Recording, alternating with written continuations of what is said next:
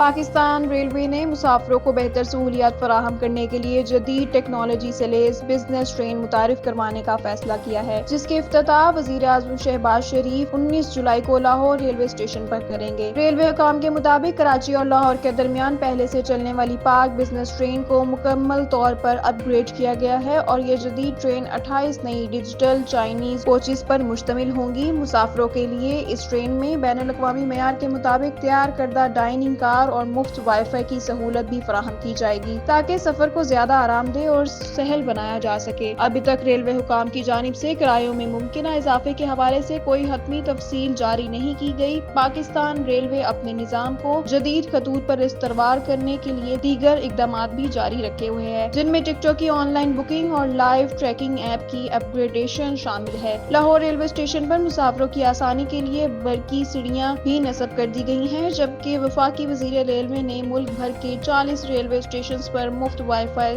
Service فراہم کرنے کے پائلٹ منصوبے کا بھی اعلان کر رکھا ہے۔